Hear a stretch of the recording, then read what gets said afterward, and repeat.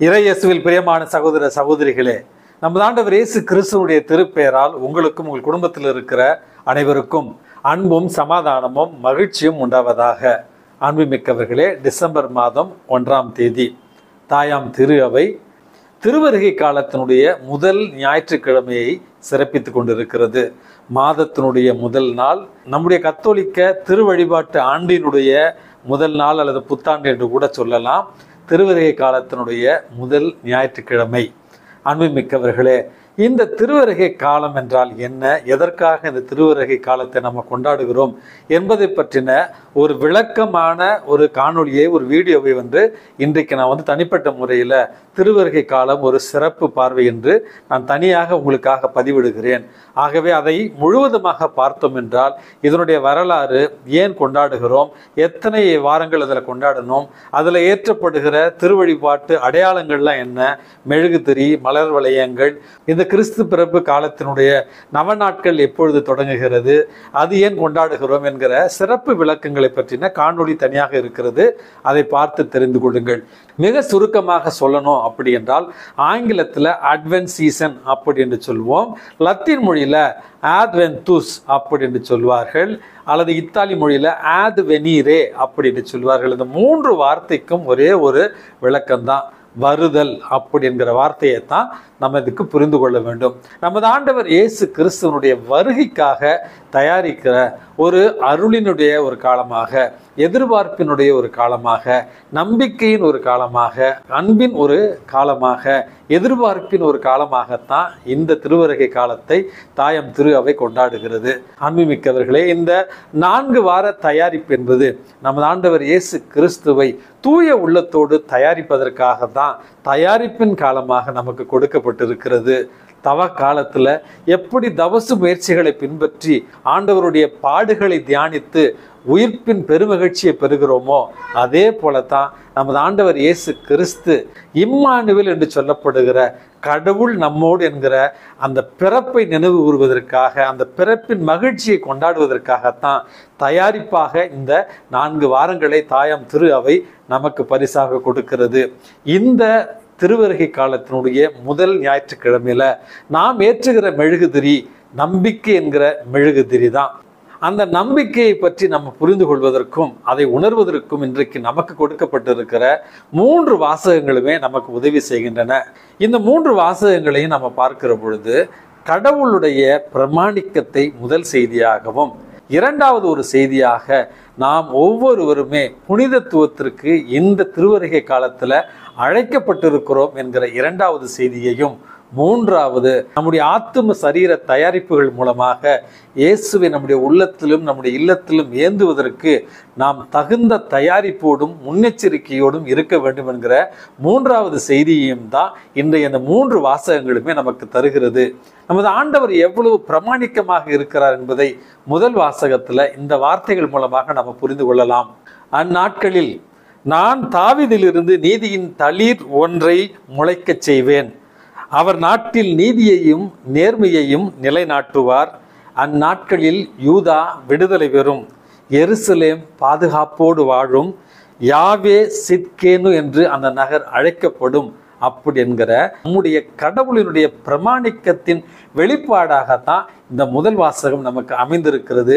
அன்புமிக்கவர்களே, இரண்டாவது வாசகத்தில் புனித பவுலடியார் தெசலோனிக்கருக்கு எழுதிய முதல் திருமுகத்திலிருந்து நமக்கு கொடுக்கப்பட்டிருக்கிற வாசகம் என்பது, கடவுளுடைய அன்பை போல நம்முடைய அன்பும் இருக்க வேண்டும், கடவுளுடைய அன்பை சுவைத்தவர்களாக நம்முடைய வாழ்வு கடவுளினுடைய அன்பின் வாழ்வாக நம்முடைய சகோதர சகோதரிகளிடத்திலும் இருக்க வேண்டும் என்கிற அன்பின் செய்தியாகத்தான் இரண்டாவது செய்தி கொடுக்கப்பட்டிருக்கிறது. மூன்றாவது செய்தி என்பது போன வாரத்தில் இதே வாசகத்தை நம்ம வாசித்தோம். இந்த மண்ணுலகில் நாம் வாழ்கிற இந்த ஒரு நிகழ்காலத்தில் பல்வேறு காலநிலை மாற்றங்கள், பேரழிவுக்கான அறிகுறிகள், இப்படிப்பட்ட எச்சரிக்கைகள் கொடுத்தாலும் நாம் தலை நிமிர்ந்து நிற்க வேண்டும். இந்த உலகத்தினுடைய எந்த கவலையும், எந்த சோதனையும், எந்த ஒரு தோல்வியும் நம்மை கடவுளிடமிருந்து பிரித்து விடக்கூடாது. மாறாக விசுவாசத்துல தலை நிமிர்ந்து நிற்க வேண்டும் அப்படி என்கிற ஆறுதல் செய்தியையும் அதே நேரத்தில் எச்சரிக்கை செய்தியையும் தான் இன்றைய 3வது வாசகமான நற்செய்தி வாசகம் நமக்கு கொடுக்கிறது. அன்புமிக்கவர்களே, மெக்சிகோ தேசத்துல ஒரு மிகப்பெரிய ஒரு நிலநடுக்கத்தை பற்றி ஒரு குறிப்பு சமீபத்தில் நான் வாசித்தேன். ஒரு குடும்பத்துல தாயை இழந்த அந்த குழந்தைக்கு தந்தை தான் தாயாக இருந்து அந்த குழந்தையை பாதுகாத்து பராமரித்து வருகிறார். ஒவ்வொரு நாளும் அந்த குழந்தையை பள்ளிக்கு அனுப்புகிற நேரத்துல அந்த குழந்தைக்கு சிலுவை அடையாளமிட்டு வாழ்த்தி, நான் உன்னுடைய தந்தை என்னாலும் உன்னோடு இருக்கிறேன் என்று அந்த குழந்தைக்கு ஆறுதலை சொல்லி அனுப்புவாராம். எந்த சூழ்நிலையிலும் தந்தை உன்னை அன்பு செய்கிறார் என்பதை நீ புரிந்து கொள்ள வேண்டும் அப்படி என்று அந்த குழந்தைக்கு அந்த அன்பு செய்தியை சொல்லி அனுப்பி கொண்டே இருப்பாராம். ஒரு நாள் எதிர்பாராத விதமாக அந்த பள்ளி இருந்த அந்த பகுதியில் நிலநடுக்கத்தால் அந்த பள்ளி கட்டிடங்கள் முற்றிலுமாக சேதமடைந்து இடிபாடுகளுக்கு இடையே பல குழந்தைகள் இறந்து விட்டார்களாம். இந்த தந்தை தன்னுடைய குழந்தையை தேடி அலைகிறார். குழந்தையை கண்டுபிடிக்க முடியவில்லை. கட்டிடங்கள் முற்றிலுமாக சிதைந்து கிடந்த அந்த ஒரு சூழல்ல மனம் தளராமல் அந்த தந்தை இரவு முழுவதும் தேடுகிறார். அங்கிருந்த மீட்பு பணிக்குழுவினர் இவரை கடிந்து கொள்கிறார்கள். இந்த இடிபாடுகளுக்கு இடையே உன்னுடைய மகன் நிச்சயமாக இறந்திருப்பான், மனதை விடு, கடவுளிடத்துல மன்றாடி நம்பிக்கைக்காக ஜெபம் செய் அப்படின்னு சொல்லியும் தந்தை இரவு முழுவதும் தேடுகிறார். அடுத்த நாள் காலையில 10 மணிக்கு அவர் குரல் கொடுக்கிறார். ஒரு இடிபாடுகளுக்கு இடையே முனகல்கள் கேட்கின்றன அப்படின்னு குரல் கொடுக்கவே மீட்பு பணி குழுவினர் எல்லோரும் ஓடி சேர்ந்து அந்த இடத்தில் இருக்கிற இடிபாடுகளை அகற்றிய பொழுது இந்த தந்தையினுடைய மகன் மற்ற 7 குழந்தைகளோடு உயிரோடு அங்கு காத்து இருந்ததையும் தந்தையை கண்ட அந்த சிறுவன் சொன்னானா, அப்பா நீங்கள் வருவீர்கள் என்று எனக்கு தெரியும், காரணம் நீங்கள் என்னை அன்பு செய்கிறீர்கள் என்று ஆற தழுவி கொண்டானாம் தந்தையை. அன்பு மிக்கவர்களே, பிறகுதான் தெரிந்தது இடிபாடுகளுக்கு இடையே இருந்த அந்த 7 குழந்தைகளையும் இந்த சிறுவன் தான் நம்பிக்கை ஊட்டி வைத்திருக்கிறான். என்னுடைய தந்தை என்னை அன்பு செய்கிறார், நிச்சயமாக அவர் நம்மை காப்பாற்றுவார் என்கிற அந்த ஆறுதல் செய்தி தான் மற்ற 7 பிள்ளைகளையும் உயிரோடு வைத்திருந்தது அப்படி என்கிற ஒரு நிகழ்ச்சி சமீபத்தில் நான் வாசித்தேன்.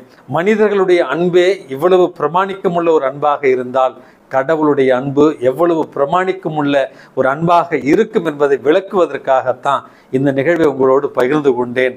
நமது கடவுள் நம்பிக்கையின் கடவுள், நமது கடவுள் வாக்குத்தத்தத்தின் கடவுள், நமது கடவுள் தான் வாக்குரைத்தபடியே தன்னுடைய ஒரே மகனை நமக்கு கொடுத்து நம்முடைய பாவங்களுக்கு விலையாக தன்னுடைய மகனையே கொடுக்கும் அளவுக்கு நம்மை அன்பு செய்த கடவுள். இந்த திருவருகை காலம் என்பது இறைவனை விட்டு விலகி சென்று இருந்தால் ஆண்டவரை நோக்கி திரும்ப வந்து பாவங்களுக்கு மன்னிப்பை பெற்று நமது ஆண்டவர் இயேசு கிறிஸ்துவை ஒரு குழந்தையாக மழலையாக நம்முடைய உள்ளத்துல ஏந்துவதற்கு கவலையற்றவர்களாக விசுவாசம் கொண்டவர்களாக இறைவனை நோக்கி பயணம் செய்ய நம்மை தூண்டுகிற ஒரு காலம்தான் திருவருகை காலம். ஆகவே இந்த திருவருகை காலத்துல நம்முடைய பழைய பாவ வாழ்வை விடுத்து இறைவனுக்காக நம்பிக்கையோடு ஒரு புதிய வாழ்வை தேர்ந்தெடுப்போம், புதிய பாதையை தேர்ந்தெடுப்போம். தகுதியான உள்ளத்தோடு குழந்தை இயேசுவை நம்முடைய உள்ளங்களிலும் நம்முடைய இல்லங்களிலும் வரவேற்போம். எல்லாம் வல்ல இறைவன் தந்தை, மகன், தூய ஆவி உங்களையும் உங்கள் குடும்பத்தில் இருக்கிற அனைவரையும் நிறைவாக ஆசீர்வதித்து பாதுகாத்து வழி நடத்துவாராக. ஆமென்.